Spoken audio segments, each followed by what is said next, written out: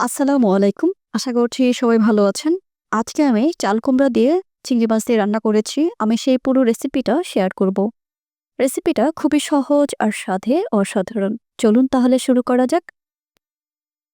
প্রথমে আমি যেই কড়াইয়ের মধ্যে চাল কুমড়া রান্না করব সেখানে প্রথমে ১ চা চামচ জিরা দিয়ে দিয়েছি, আস্ত জিরা। এরপরে পেঁয়াজ কুচি দিয়ে দিয়েছি।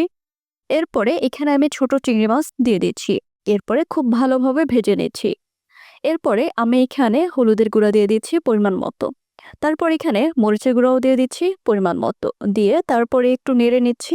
ভালোভাবে নাড়াচাড়া করে তারপরে এখানে পরিমাণ মতো লবণ দিয়ে দিচ্ছি। এরপরে দিয়ে দিচ্ছি এখানে আমি আদা বাটা এবং রসুন বাটা। সব মশলাই আমি পরিমাণ মতো দিয়ে দিয়েছি। এরপরে খুব ভালোভাবে নেড়েচেড়ে তারপরে সামান্য পরিমাণ পানি দিয়ে দিচ্ছি পুরোপুরিভাবে মশলাটা কষানোর জন্য।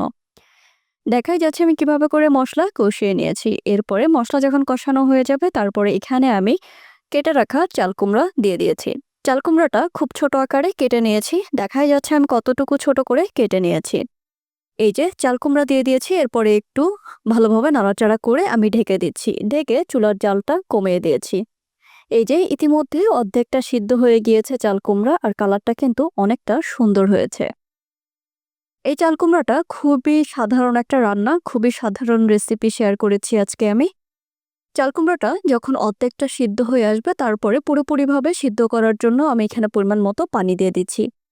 পানিটা পরিমাণে খুবই অল্প পরিমাণ দিয়েছি, যেহেতু চাল কুমড়া অল্পতেই সিদ্ধ হয়ে যাবে, আর আগে তো কিছুটা সিদ্ধ করে নিয়েছি কষানোর সাথেই। এরপরে যখন হয়ে আসবে তার কিছুক্ষণ আগে আমি এখানে কুচি করা ধনিয়া পাতা দিয়ে দিচ্ছি। ধনিয়া পাতা দিয়ে তারপরে কিছুক্ষণের জন্য আমি ঢেকে রান্না করছি। দেখাই যাচ্ছে কত সুন্দর হয়েছে কালারটা। একদম সবুজ সবুজ কালার হয়েছে আর হালকা পাতলা ঝোল। আমি সামান্য পরিমাণ ঝোল রাখবো, এর জন্য একটু ঝোল থাকতেই নামিয়ে ফেলবো। যাই হোক, এই ছিল আমার আজকের চাল কুমড়া দিয়ে চিংড়ি মাছ রান্নার রেসিপি। আশা করি রেসিপিটা আপনাদের অনেক বেশি ভালো লেগেছে। আমার এই সাধারণ রেসিপিটা যদি ভালো লাগে তাহলে অবশ্যই একটা লাইক দিন এবং বন্ধুদের সাথে শেয়ার করুন।